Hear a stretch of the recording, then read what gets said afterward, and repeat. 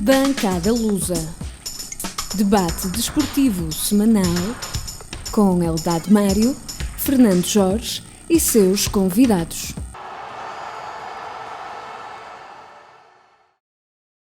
Sejam bem-vindos a mais uma Bancada Lusa, hoje com a ausência do Eldad Mário por motivos profissionais, mas temos o Carlos e o Fernando Jorge, o Carlos na área do Sporting e o Fernando Jorge na área do Benfica, e eu como moderador. Sim, mas como moderador, portanto, vou tentar não usar a cor azul e branca como ponto de referência, procurar ser o mais neutro possível, o mais imparcial possível, sendo certo que é sempre muito difícil esse grau de imparcialidade quando a paixão do futebol é imensa. Mas tivemos uma semana cheia, repleta de grandes acontecimentos, a semana futebolística, digo eu, em que verificamos que os quatro primeiros classificados não ganharam. O Futebol Clube do Porto perde em Famalicão, o Benfica empata em casa com o Tondela. O Sporting vai empatar, um bom resultado, digamos, até em Guimarães, e o Braga tem uma derrota quase inesperada. Fernando Jorge, começo por ti. O que é que isto quer dizer? É efeito pandemia, efeito ausência de espectadores nas bancadas? O que é que se passou? Ora bem, o que se passou foi aquilo que eu já tinha previsto e que tinha dito, que estava curioso para ver o que é que se ia passar aqui no Campeonato Português à porta fechada e que iam haver determinados fatores que não são normais, que é a falta de adeptos, os jogadores não estão adaptados, íamos ver a adaptação que os jogadores iam fazer a uma situação dessas. E os jogos acabaram por mudar alguma razão em alguns jogos, não todos, nomeadamente entre o Porto e o Benfica. O Sporting não, o Sporting foi um dos melhores jogos que eu vi meia dúzia deles. O Sporting foi um bom jogo com o Guimarães, o Sporting jogou bem, o Guimarães é uma boa equipa, mas o Sporting jogou muito bem a bola. Aliás, com a entrada do Rubens Sebastião Amorim, acredito que o Sporting, provavelmente, se calhar, ainda vai alcançar o terceiro lugar com esta derrota do Braga. Relativamente ao Benfica e ao Futebol Clube do Porto, o que é que faltou? Faltaram os adeptos, porque vamos começar pelo Porto. O Porto, no começo do jogo, após o golo do Famalicão, e depois de empatar, se tivesse os adeptos na bancada, tenho quase a certeza absoluta que os adeptos iam empurrar o Porto para uma avalanche em definitivo e acabar por ganhar o jogo. Até o próprio Sérgio Conceição provavelmente ia ser ajudado pela massa associativa, não é que era numerosa, ou que ia ser numerosa, porque o Sérgio Conceição também se perdeu um bocado no deserto de ideias, ao tirar para mim um ponto de lança que, o caso do Tiquinho Soares, que é o melhor que o Porto lá tem, para meter um indivíduo que há 5 ou 6 meses não jogava. E depois foi muito mais do mesmo, ou seja, um Porto que joga pouco no meio campo, lateraliza a bola e mete a bola na frente para os cruzamentos, para os cantos, para os livros, muito de bola parada. O problema é que o Futebol Clube do Porto faltou lá o grande jogador, que é o Alex Telles, que é um indivíduo que faz os cruzamentos tensos, em que aquilo até é um cepo plantado na marca de penalti, se a bola acertar, vai para dentro da baliza como uma flecha. Essa é que é a grande diferença do Porto. Portanto, mas isto é se plantássemos lá 3 indivíduos na área do Famalicão e o Alex Telles a cruzar, aqueles cruzamentos tensos que eu gosto e que demonstra que é um bom jogador, a bola bateu num desses indivíduos e ia lá para dentro como uma coisa. E o Futebol do Porto não teve. Teve o Manafá, que é um inconsequente, é um indivíduo taticamente fraco, só sabe correr, mas o futebol não é uma maratona, não é? Se fosse para correr, íamos buscar o Carlos Lopes e outros, alguns já estão reformados, outros ainda estão aí a fazer algumas... O meio campo do Futebol Clube do Porto é inexistente e se até tivesse grandes jogadores, nem valia a pena jogar com eles, porque a bola não passa para o meio campo, a bola passa do Danilo logo para a frente. É dado aos centrais, os centrais não jogam a bola, não saem a jogar a bola, são 2 centrais que, enfim, o Pepe o que sabe é dar lenha e porrada, E são dois centrais que dão a bola ao dizer Danilo isso? e o Danilo mete no extremo, não mete na frente. Depois temos o... Desculpa, temos o... para não perder o raciocínio, o colombiano, que é um dos melhores jogadores que o Porto tem, mas O Luís Dias. Não. Luís Dias. Não, o defesa. O Corona, o mexicano. Corona. O Corona, epá, extremo, não é? teve que fazer muitos quilómetros e depois há um indivíduo que não cruza, não é? Até porque é ele que faz o golo, até. Ele não cruza, não faz aqueles cruzamentos extensos, como faz o Alex Telles, quer dizer, não é um verdadeiro defesa direito. Para mim, o Porto peca depois pela ansiedade até do próprio treinador e lá está o fator principal, a falta dos adeptos do Futebol Clube do Porto, que após o Porto empatar, acredito que o Porto acabava por ir ganhar o jogo. Como faltaram os adeptos, as equipas estão mais equilibradas, porque eu continuo a dizer que o plantel dos grandes, do Porto, do Benfica e do Sporting, já não faz tanta diferença para os outros plantéis. E nós estamos a ver isso. Ora, se tem o público a empurrar das bancadas, o Porto, o Benfica e o próprio Sporting, todas as equipas estão mais equivalentes a ele. Batem-se com eles. Vamos ver jogos taco a taco. É isso que eu vi. Relativamente, posso falar já do Benfica? Claro. Eu te pedir Para ir para outro jogo do... Para não perder, quer dizer, para seres um bocadinho mais sucinto. Para irmos para o jogo do Benfica, é exatamente a mesma coisa, com um senão. O Bruno Lage esteve 3 meses para descobrir o fracasso dos últimos 8. O Benfica só ganhou em 8 jogos 1 e ainda não conseguiu descobrir. Mas eu, por acaso... Deixa-me interromper-te. Eu não vi o jogo do Benfica na segunda, mas vi alguns lances do Benfica. E vi o Benfica, um Benfica muito para a frentex, muito virado para o golo, com alguns momentos de grande azar, digamos assim. O futebol é feito de sortes e de azares, não é? E das mas eu acho que o Benfica que teve oportunidades de marcar, de ganhar o jogo. Mas isso vamos lá ver. O Porto também teve oportunidades, não é? De marcar golos em menor escala. Não, mas o Benfica padece de um problema para mim. A estrutura anda baralhada com as eleições. O Filipe Vieira anda preocupado com as eleições. Vamos falar mais à frente. Das eleições. O Bruno Lage anda equivocado. E para mim, que estive a analisar, estive aqui neste tempo a analisar alguns jogos do Benfica e cheguei à seguinte conclusão. O Benfica, até à entrada do Abel Tarab, era um Benfica que jogava a bola, com a entrada do Abel Tarab a titular indiscutível, a equipa deixou de jogar a bola. Provavelmente há ali alguns indivíduos que estão a fazer a cama como fizeram ao Rui Vitória. É mais do que notório. A seguir, vão buscar um alemão por 20 milhões e o alemão chega 3 dias antes e é titular indiscutível. Mais um foco de incêndio no balneário. Isto é muito importante. O Benfica nunca mais jogou a bola. Nem joga. E depois, é um treinador que não sabe o que há de fazer, está baralhado, está equivocado, está estagnado como o Rui Vitória. E se tivesse 20 avançados metia na frente. Pois. Mas o problema é que uma equipa não ganha só com avançados. Aliás, quanto mais avançados tiver na frente, menos jogos ganha. Porque é preciso as bolas chegarem lá. E se não houver um meio campo que municie os avançados, as bolas não chegam. Deixa-me mudar agora de agulha para ouvirmos a voz do Carlos. Carlos, o Sporting esta semana, por aqui tem tido alguns incógnitos de que fez um bom jogo e o resultado, digamos que não é lisonjeiro para o Sporting, porque o Sporting merecia outro resultado. Já falando do Sporting e eventualmente também se quiseres falar do Porto e do Benfica, está no teu direito, porque há um jogo que eu gostaria de referenciar, que foi o Rio Ave Passos de Ferreira.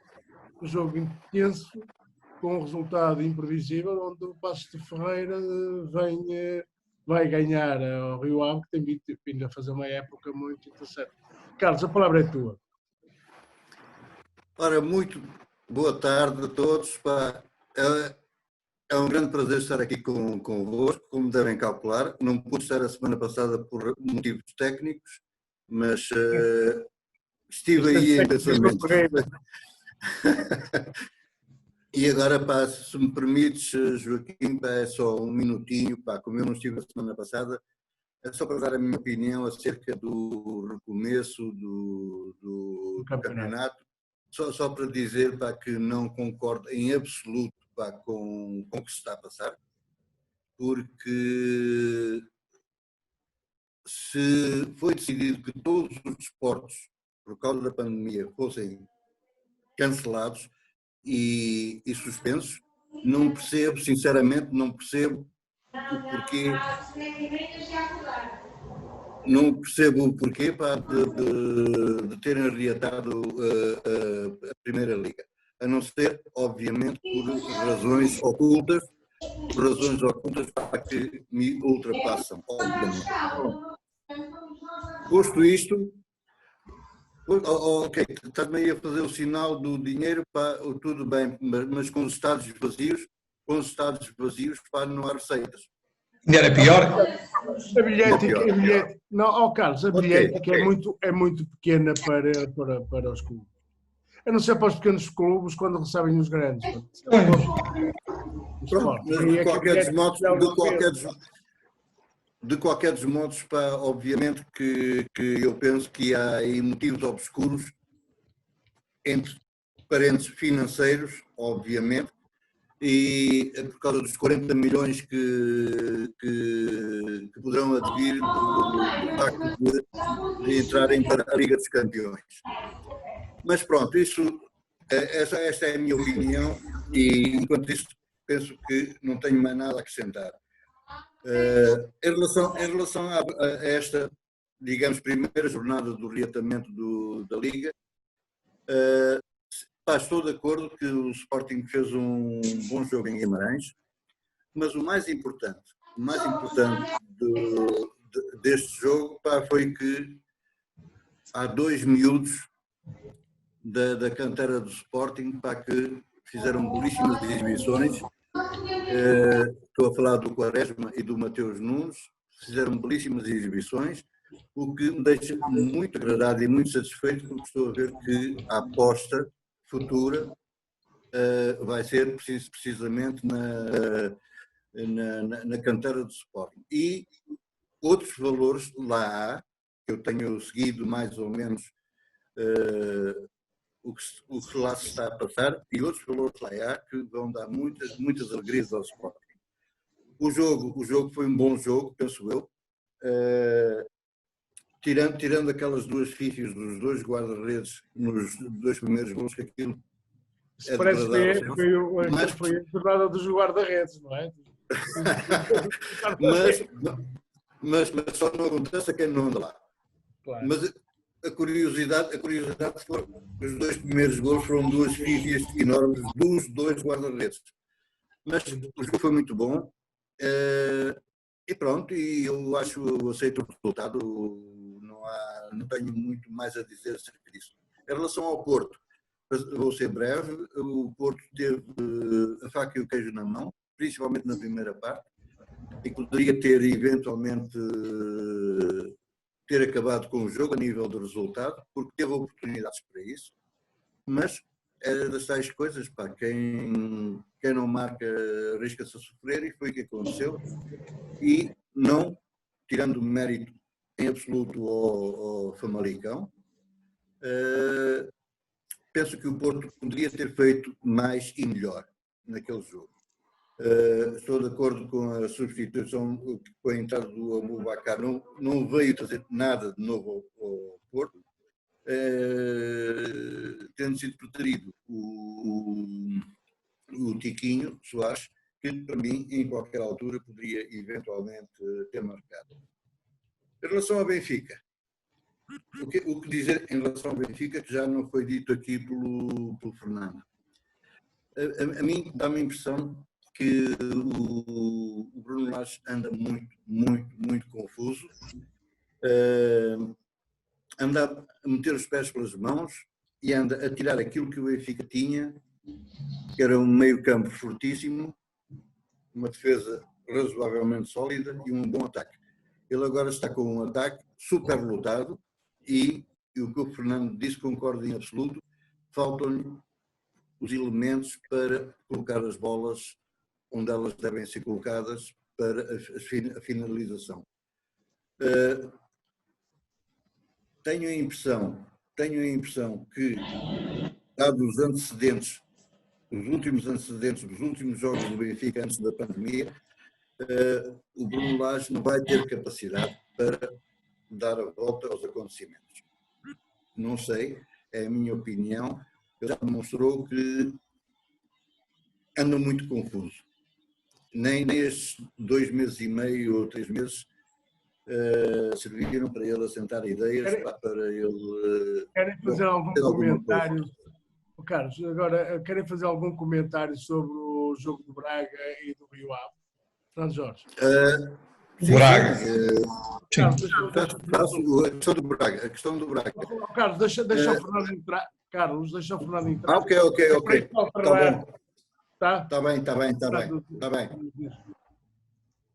Então, relativamente ao Rio Ave Passos de Ferreira, foi um bom jogo, um jogo intensivo, um jogo taco a taco, em que houve um fator fundamental, se calhar, contra o Rio Ave e contra o Passos de Ferreira, que é o vento. Quem conhece o campo do estádio dos Arcos, em Vila do Conde, é muito difícil quando sopra o vento. E aquele primeiro gol é algo E foi um jogo que na segunda parte o vento estava muito forte, é difícil jogar lá.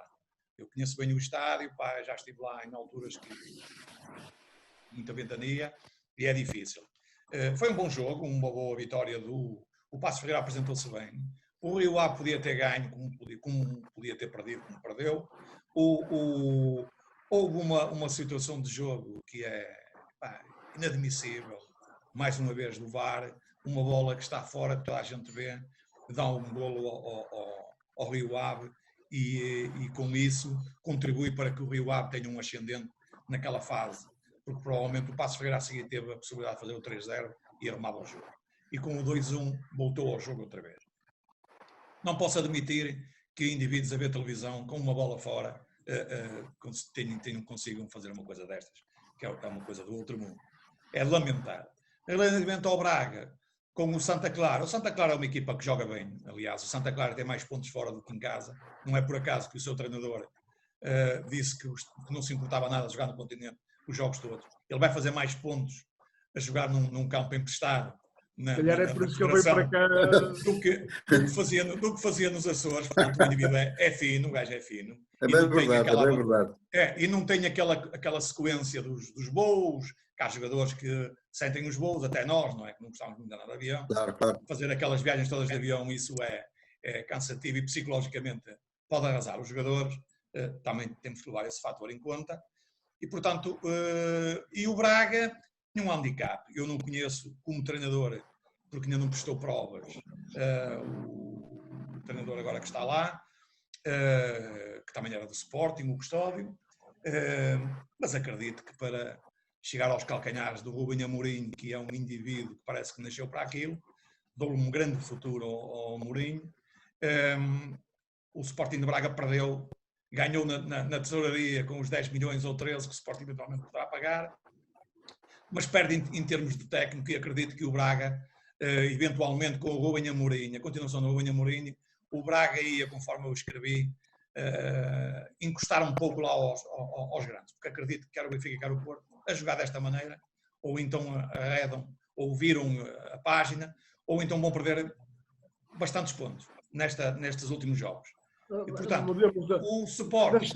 Deixa-me só dizer uma coisinha relativamente ao Sporting. O Sporting, e isto tem a ver com os treinadores, aparece com um indivíduo que tem lá umas arrancadas que eu até parecia que estava a ver o Hulk, número 2, que é o Giovanni Cabral, quando com os outros treinadores que por lá passaram, ele nem sequer jogava. É uma coisa inacreditável. Portanto, os treinadores têm uma fluência extraordinária nos jogadores. O Sporting jogou bem a bola e com rapazes. E o Sporting jogou a bola. Até podia ter ganho mais, quer dizer, se houvesse um vencedor, na minha ótica, era o Sporting e não o Guimarães. E atenção que o Guimarães tem um bom treinador e tem uma boa equipa também. Portanto, isto mais relativiza o impacto do Sporting. Não é fácil. Esta semana foi o ato eleitoral no FQP, em que o Pinto da Costa é nomeado ou eleito para o 15º mandato. Brevemente, e eu peço mesmo que sejam breves, numa análise aí, o que é que esperam deste mandato de Pinto da Costa, prometendo ele realizar a cidade do Porto e Matosinhos? Ele é um homem que tem cumprido aquilo que se tem comprometido. O que é que vocês olham e veem um homem com 82 anos ir para um 15º mandato à frente do clube, sendo ele, é sério, um dos presidentes mais ganhadores de todos os tempos no futebol? Carlos, começo por ti, porque o Jorge acabou. Ok. Olha, Joaquim, o que eu antevejo seria mais do mesmo se não houvesse uma mudança nos acólitos do Pinto da Costa, em quem o vai acompanhar nesta nova direção. Porque eu penso que o Sr. Jorge Nuno Pinto da Costa não foi muito feliz neste último mandato, não Pinto da Costa, ele próprio, mas a direção que com ele que o rodeava neste último mandato. E tudo depende. Obviamente que o Porto não está numa situação brilhante a nível financeiro. Será que esta nova direção irá resolver alguns dos problemas que o Porto tem? O Porto precisa muito de entrar na Liga dos Campeões, como todos sabemos, para ir lá buscar pelo menos os 40 milhões que já o deixaram respirar um pouco melhor.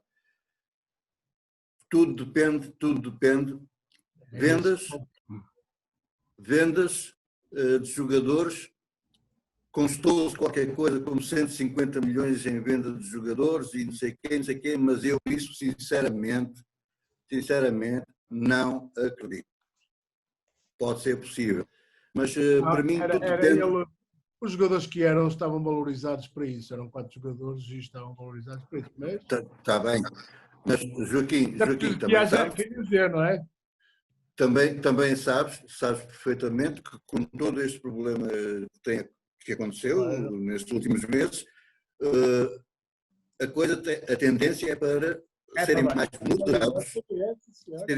Fernando Jorge, faço-te a mesma pergunta. O que é que tu esperas do Pinto da Costa à frente dos destinos do VQP neste 15º mandato? Qual é a tua opinião? O que é que tu prevês? O que eu espero do Pinto da Costa é mais do mesmo, porque acho que o Pinto da Costa foi um grande presidente, a nível internacional um dos maiores presidentes de todos os tempos, a nível nacional sem discussão, mas há uma fase em que o Pinto da Costa começou a descer as escadas e só vai parar no último degrau e provavelmente entregar as chaves ao senhorio e não há de demorar muito. Não é por acaso que se rodeou agora de indivíduos com algum poder camarário, infelizmente, não é? Afinal era só o Benfica que metia políticos, mas a galinha agora trocou os ovos, como se costuma dizer. Mas já vamos falar. E portanto, continuo na minha, que vou voltar outra vez aos coreanos. Eles são dois... superior, não é da direção. Sim, são dois coreanos, volto a dizer, são dois coreanos, pai e filho. E vocês reparem no seguinte, Pinto da Costa, o coreano da Coreia do Norte e da Coreia do Sul, Filipe Vieira, reparem no seguinte, um já não falava pai há 10 anos, nestes últimos meses fala todos os dias. O do Benfica, bem atrás do pai. Um vem dizer que tinha vendas no valor de 200 milhões, não diz quem são os jogadores, 200 milhões, 100 milhões cada jogador. O outro vem logo atrás dizer que vendia por 147, não estava muito longe do Benfica. Esqueceram os seus jornalistas, que são fraquinhos e comprados por eles, Filipe Vieira e o Pinto da Costa, portanto pelo sistema, de perguntar ao Sr. Pinto da Costa, os 147 milhões eram referentes a quantos jogadores? Que isso era importante. Eu, se fosse jornalista, metia-lhe um micro à frente e dizia, desculpe, Sr. Pinto da Costa, mas diga, mas quantos jogadores são? Os 147 milhões. É a equipa toda e alguns da B? Ou é por o A, B, C ou D? E o mesmo faria ao Luís Filipe Vieira. Perguntava-lhe qual eram os jogadores que pedia por 100 milhões. Fernando, havia 4 jogadores que estavam referenciados para esses clubes. Então estás mal informado que não são 4, são mais. Posso-te informar até quem são. Posso-te informar quem são. Não, o Alex Pereira, o Alex Telles já está vendido. Para o Danilo, era um jogador para o Diogo Leite, para sim, mas o Alex Telles já está vendido. Porque o que e por isso é que eu digo, pá, eu não sou portista, não é? Lamento que os portistas, uma maioria, mas mais baixa já, porque a percentagem que o Pinto da Costa ganhou agora já reflete o mau trabalho que ele está a efetuar, e os portistas agora foram lutar esta percentagem, claro, contando com os super dragões e alguns reformados que para lá andam, que querem pagar sempre a benesse ao Pinto da Costa. Porque haviam de questionar o Pinto da Costa, haviam de questionar, eu já sei que tu botaste Pinto da Costa, haviam de questionar aliás, tu botas Pinto da Costa, botas José Sócrates e Valentim Loureiro. Portanto, não, espera aí. Estamos esclarecidos. Não confundo. Sabes porquê? É que conforme vocês têm, ou o Porto tem o Áquer lá, o Rui Pinto, os outros clubes também o têm. Nós também sabemos de algumas. Não estamos interessados em vir para aqui lavar roupa suja. Porque no dia em que fomos convocados para lavar roupa suja, nós dizemos o sim, damos o sim também e trazemos para cá os papéis. Não é à guerra isto. Né? Que esse indivíduo comigo nunca falava, de certeza absoluta. E é benfiquista. O Pedro Guerra comigo não falava, que eu não entrava em programa nenhum com esse indivíduo. Não o conheço lado nenhum, nem tenho intenções de o conhecer. E se o conhecer, desconheço. Olha, Fernando, vamos acabar agora. Deixa-me acabar, para não perder o raciocínio. E vocês vão reparar numa coisa, porque é que eles são gêmeos, ambos almas gêmeos, de pai e filho. O Futebol Clube do Porto foi a eleições, houve algum debate? Não. O Benfica vai a eleições, vai haver algum debate? Posso já dizer que não. Zero. O que é que isso significa? Significa que eles não têm argumentos, estão ultrapassados, são corruptos, são bigaristas e usam o sistema a torto e a direito. Não, está provado isso. Porque há uma coisa que eu te posso garantir. Eu não tenho pretensões a ser candidato à presença do Benfica. Porque no regime do Vieira nem sequer podia. Tinha que ter 25 anos de filiação. Mas para a vossa informação, o Sr. Filipe Vieira foi eleito presidente do Benfica com 18 anos. E depois mudou os estatutos na primeira Assembleia Geral e passou para 25, que era para ninguém lhe tirar o lugar assim com facilidade. 25 anos não é assim qualquer um que se pode candidatar. Em segundo lugar, o Benfica anda na lama todos os dias. É nos jornais todos os dias, é os bochês, é os e-mails, é os políticos, agora é o Abos, é o Paulo Gonçalves, que é um rapaz muito engraçado, mas que os portistas esqueceram-se de dizer foi um dos indivíduos que constituiu a SAD do Porto, que trabalhou em 1999, entrou em 97 para o Porto, saiu em 1999 zangado por Pinto da Costa porque era amigo do filho do Pinto da Costa. Há estas nuances todas. E aonde é que o Filipe Vieira vai buscar estes artistas todos? Ao pai. O pai larga e ele vai buscar os filhos. Portanto, isto é tudo a mesma seita. São os dois iguais. O problema é que um está eleito para mais 4 anos e vai ser a desgraça do Porto. E eu depois vou adiantar porquê. Ainda bem que ele foi eleito, eu estou todo contente. Agora vamos mudar de tema, porque há outros temas que eu queria também debater. Sim. Mas deixa-me só dizer que o que eu ia acabar de dizer, o raciocínio, relativamente ao Benfica, o Pinto da Costa foi eleito agora com uma porcentagem mais baixa. O Luís Filipe Vieira vai andar lá perto. Se for eleito, vai haver um candidato de surpresa. Vamos com calma. Achas esta polémica do Pedro Provença como Presidente da Liga, em que está sujeito a não continuar nos destinos da Liga? Opa, eu acho que... Fernando, eu agora falava com o Carlos para tu não seres monopolista. Carlos, Luís, fala não, tu. que a minha fala- Também vais falar. Eu não falei tanto Não, não há como o Carlos problema. É para, ainda. é para descansares um bocadinho. Carlos, tua opinião. Não há problema nenhum. Pá, isto é muito simples. Pá. Houve um aproveitamento, sinceramente não sei por quem, de uma frase infeliz do Pedro Proença. Esse aproveitamento dá-me a impressão que veio de clubes com muita responsabilidade no panorama nacional. E estão-lhe a fazer a cama, obviamente, isto é tão claro como as claras dos ovos. Estão-lhe a fazer a cama porque, não sei, haverá outro nome eventualmente para ser posto lá. Fala-se no Luís Duque. Fala-se no Luís Duque. Ora bem, já ouvi falar em Luís Duque, mas não sei Luís Duque conotado com Sporting e... Ok, não sei. Não será, para mim não será essa a figura. Eu tenho a impressão que é mais ali do lado da outra banda da segunda circular,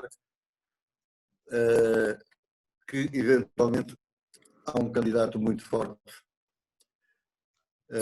Depois logo veremos, essa é uma questão para se ver, mas uma coisa é certa, foi feita a cama ao Pedro Proença. Isto é bom de ver. Sobre essa polémica à volta do Pedro Proença, será que o Benfica quer apostar no Paulo Gonçalves para presidente da Liga? É para mim agora? É, porque... Como é que adivinhaste, Como é que adivinhaste ao jogo? Não é como adivinhaste, porque o Figueiredo, e vocês estão um bocado esquecidos, mas eu vou-los relembrar. O Paulo Gonçalves já foi um dos candidatos a ser presidente da Liga. Os atributos que tu destes, não é? Sim, mas repara uma... Não, mas há uma hora aqui que vocês se esqueceram. Antes do Pedro Proença, estava lá um Figueiredo, que tem o teu nome, certo? Que deixou a Liga praticamente na falência. O Sport Lisboa e Benfica e o Futebol Clube do Porto foram a correr buscar o bombeiro chamado... Ora, digam lá. Eu não sei. Luís Duque. Deixou aquilo ainda pior. Luís Duque. Não, porque o Porto e o Benfica... Não, porque o Porto e o Benfica arranjaram-lhe entradas em alguns patamares, não é? Que cortaram ao Figueiredo para correr. Portanto, isto é mais do mesmo e enfoca naquilo que eu estou a dizer, que enquanto nós tivermos o pai de um lado e o filho do outro e o sol é só um, vamos continuar na mesma bitola até irem os dois para o cemitério, um da Agramonte e o outro lá de Lisboa, não sei para onde é que ele vai. Agora, Fernando Jorge, deixa-me interromper. Eu vou fazer esta pergunta ao Fernando Jorge e ao Carlos. O Pedro Proença não tem estado a fazer um bom trabalho à frente da Liga? O Pedro Proença foi É uma pergunta que eu faço. Foi lá metido. Os clubes todos que eu saiba, só 2 ou 3 é que só puseram, nomeadamente o Marítimo e os 2 da segunda divisão. Correto, o Porto, o Benfica, o Sporting, todos, e o Braga também estava contra, o António Salvador estava contra o Pedro Proença na altura, e o Marítimo. Até porque faziam aquele grupo dos 15 ou dos 13 ou qualquer coisa do género. Pronto. O resto foi metido por eles todos. O problema da Liga não é o Pedro Proença, o problema da Liga é correr com os clubes e fazer uma autoridade autónoma que tome conta da Liga. Ou a linha B, que é a Federação, onde está a maior competência do futebol português, chamada Fernando Gomes, eu estou à vontade, porque ele até nem é do meu clube, não é benfiquista. Bem, não sei, agora se calhar também já é apelidado benfiquista, embora esteja 30 anos ao serviço do Porto, mas enfim, passemos à frente. E passar para a Federação, e a Federação tomava conta disto, e isto ia para a frente. Acredito que o Fernando Gomes tinha força suficiente para dar a volta à situação. Vamos continuar na mesma. Os 3 grandes, sim, o PQP, o Benfica e o Sporting, os 3, foram eles os grandes promotores da Liga. Foram eles que quiseram separar o futebol profissional da federação para autonomizarem o futebol, porque pensavam que seria mais rentável. Verificou-se nas primeiras direções que as coisas não seriam tão pacíficas quanto... E as coisas andaram entre o Porto e o Benfica, de vez em quando lá apareceu o Sport, mas andam sempre o Porto e o Benfica. E agora aparece um gajo que dá alguma credibilidade ao futebol, à Liga, e parece que está a ser corrido. O futebol não precisa de credibilidade. Carlos. Ora bem, eu tenho uma opinião muito pessoal acerca disso, que é a seguinte. A Liga dá-me a impressão que foi formada como job for the boys, como se costuma dizer, porque havia muita gente, já se falava nisso na altura, quando foi a formação da Liga, já se falava nisso, porque o futebol nacional, principalmente o da Primeira Liga, que é o mais importante, estava muito bem entregue, se vocês bem se lembram, estava muito bem entregue à Federação, e deu-me sempre a impressão, aliás, é a minha opinião, como já disse, que a criação da Liga foi um job for the boys, onde Valentim Loureiros e outros que tais andaram metidos para a criação de uma entidade independente para o futebol profissional. Ora bem, a conclusão é esta. O que é que eles fizeram durante todos estes anos, a não ser calendarizar as competições nacionais, e pouco mais têm feito. Não temos visto muitas mudanças daquelas radicais que o futebol português necessita nestes últimos anos. Agora, eu penso que o Fernando Gomes é das pessoas em Portugal, daquelas que nós conhecemos, que tem mais capacidade para reger este assunto do futebol profissional em Portugal. Pronto, e agora dá-me a impressão que é alguém que se arrependeu, entretanto, de terem formado a Liga, agora fazem a cama ao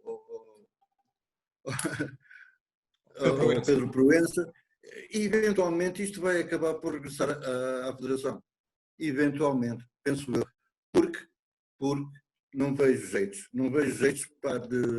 desta Liga ser daquele tipo de ligas que façam a diferença no futebol profissional português. Não tem feito até agora. Não regressa. Jorge, tu em tempos, e frequentemente, tu tens tido uma opinião de que o futebol dos moldes que está torna-se pouco competitivo porque os grandes têm tido as receitas que são a fatia de leão, tem a fatia de leão. Por isso é que, como diz o Carlos Lopes, e com razão, eles formaram a Liga, e a Liga nestes anos todos, começando no Valentim Loureiro, que foi o fundador da Vigarice. Exato. Não fizeram nada. O Pedro Proença, neste momento, está a mais, sabes porquê? Porque está a mexer num problema que o Porto, o Benfica e provavelmente o Sporting não estão interessados, que é a centralização dos direitos desportivos. Eu já vos disse no programa anterior que o Fernando Gomes fez uma carta em que diz lá tudo e eu subscrevo totalmente o que ele disse. Eu fiz esta pergunta porque, efetivamente, tu tens vindo a dizer... E se isto fosse para a Federação, não é? A Federação resolvia a centralização dos direitos desportivos, mas os clubes não estão interessados nisso, os grandes. Enquanto tivermos estes dois senhores lá à frente, e agora um bocadinho à parte, o Barandas, que está um bocado à parte. Acredito que o Barandas concorda na centralização dos direitos desportivos, até porque é o único indivíduo a combater, nós já vamos falar, se calhar mais à frente, nesta pandemia destes índios que gravitam à volta dos clubes, não é? Que são formados pelos próprios presidentes, e já lá vamos, não é? Não estão interessados em resolver nada. O Proença meteu duas argoladas. Uma era que queria que fosse de borla, mais o governo em layoff dá para toda a gente ver. Então, mas quem é que pagava aos clubes se eles estão falidos? Quem é que lhes pagava? E eles agarraram isso, nomeadamente o Benfica agarrou-se a isso mal, porque o Benfica, quer dizer, não está interessado, nem o Porto, e põe uma incógnita no Sport em dividir as massas que recebem da publicidade e da NOS, e da Vodafone e dos outros. Não coisa. Porque o futebol aí vai piar mais fino. Vai haver mais competitividade no futebol português. Eles não estão interessados nisso. porque eles são desonestos e são indivíduos que só veem a barriga deles. Aliás, os dirigentes estão mais ricos e o futebol está mais pobre. Aliás, já anda aí um clube, nomeadamente o teu, que já tem que ir à Alemanha pedir dinheiro para pagar salários. Não é? E já deve à lavandaria, deve aos jogadores, deve a toda a gente. Eu também sei isso, se quiseres eu digo-te quem é que eles devem. Com os nomes, digo-te quem é os nomes, não é? E outro, anda a pagar 30 milhões a uma sociedade de advogados, olha, era bom ao Eldado, que é advogado, não sei se é de uma sociedade ou dele, era poeiro, porque ganhava umas croas, 30 milhões, é dinheiro, pá, é dinheiro. Ou o Henrique também, cara, se fossem lá para fazer esse trabalho, quando se paga aos melhores, isto é assim, sejamos honestos, quando a gente vai buscar os melhores advogados de um país, é porque tem rabo de palha. Porque quando a gente está bem, como é o meu caso, eu ia buscar um advogado fraquinho. Aliás, eu até dizia que era como o Che Guevara chegou a dizer, o meu advogado sou eu próprio. Porque se eu não tinha nada, por eles me pagar, qualquer advogadozito de meia tigela me defendia. Não havia nada. Agora, quando a gente tem alguma coisa que lhe pode pegar, vai buscar os melhores, como é evidente, paga 30 milhões ou 40 ou 50, porque já sabe que vai ganhar. Foi o caso, que é o caso. Não é a brincar que se paga 30 milhões. Estamos de acordo? Eu estou. Ora bem. Ainda bem. Isso é bom, isso é bom. Há uma coisa que eu te posso dizer. Não queria ir para Lisboa, porque eu não gosto de Lisboa. Gosto daqui do Norte. Não troco o Norte por Lisboa. Isto em termos de país, não é? Ou de região. Paisagem. Mas, se eu estivesse em Lisboa e fosse um candidato do Sport Lisboa e Benfica, dava de 10-0 ou 50-0 ao Sr. Luís Filipe Vieira, por 3 motivos. Em primeiro lugar, com vendas que o Futebol Clube do Porto e o Benfica já fizeram de 1.000 milhões em jogadores, o passivo obrigatoriamente tinha que ser 0. E tu és um indivíduo formado em economia, concordas comigo plenamente. 0. O passivo estava a 0. Dinheiro no banco havia de certeza absoluta. Na lama, nenhum destes clubes, ou nomeadamente o Benfica, se eu estivesse lá à frente, estava na lama, nem era falado todos os dias, nem nada. Sabes porquê? Porque com o dinheiro que não se dava aos corruptos, a esses indivíduos que andam com malas, a esses indivíduos que compram resultados, a jogadores, e este sistema todo, que quer um, quer outro, tem, nós formávamos uma boa equipa de futebol, mais os 30 milhões a advogados, a indivíduos que são empresários, etc. Opa, o Benfica, comigo, tinha uma equipa de 5 estrelas e era para se bater na Europa, para ganhar, pelo menos ir até aos quartos de final, coisa que não vão fazer, porque nós vamos comprovar o seguinte, na próxima época provavelmente vai o Benfica e o Porto à Liga dos Campeões Europeus, depois vão fazer uma triste figura, quer um, quer outro. Esperamos bem que não. Carlos, não tenhas a menor dúvida sobre isso, não tenhas a menor dúvida. Tens a palavra para te dirigir a todos nós, em particular aos seus adeptos, mas o Sporting está fora desta questão da Liga dos Campeões, assim parece. Não está, são 3. Não é só na próxima época. Não, 3, não. 3? Primeiro, segundo e terceiro. É? Para a Liga dos Campeões? Sim. 2 apurados, porque o ano passado o segundo foi disputar as pré-eliminatórias, este ano não. Pois não, bem direto, não é? Agora os 2 vão diretos e o terceiro vai à pré-eliminatória, que é o Braga e o Porto, e o Sporting. Sim. Olha, Carlos, o teu presidente esteve na linha da frente da pandemia, no combate à pandemia, e pouco se ouviu falar do teu Sporting em termos de parangonas jornalísticas com este sururu, com este barulho todo que se faz, ou que se fez à volta do Proença, à volta dos direitos televisivos, à volta destas questões todas.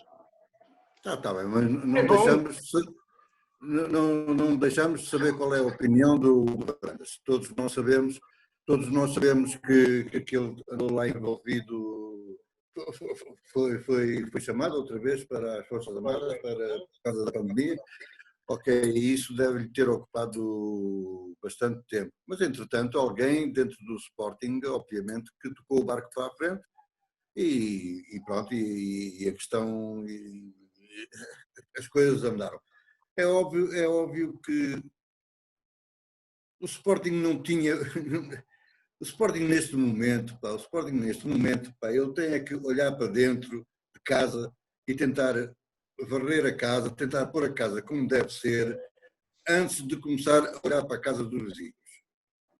Isso, para mim, é o que o Varandas tem feito ultimamente. Não tem havido grandes entrevistas, não tem havido grandes opiniões acerca disto, acerca daquilo. É o que o Sporting tem que fazer. Nesta altura, é olhar para dentro, porque os problemas que lá existem são enormes, como todos nós sabemos, não é? Eles têm que resolver os problemas em casa, que é para depois começar a olhar para o lado também, não é? E olha, apraz-me registrar, sinceramente, para que... Aqui foi um prazer ter-vos aqui presentes. Até uma próxima oportunidade. Espero que seja na semana. E que... Um grande abraço. Espero que estejamos juntos aí. E até um dia destes. Tá, ok, obrigado. Fica por aqui a bancada lusa. Até para a semana. Acompanhem-nos, porque nós estamos ansiosos da vossa presença. Muito obrigado. Bancada Lusa. Debate desportivo semanal com Eldad Mário, Fernando Jorge e seus convidados.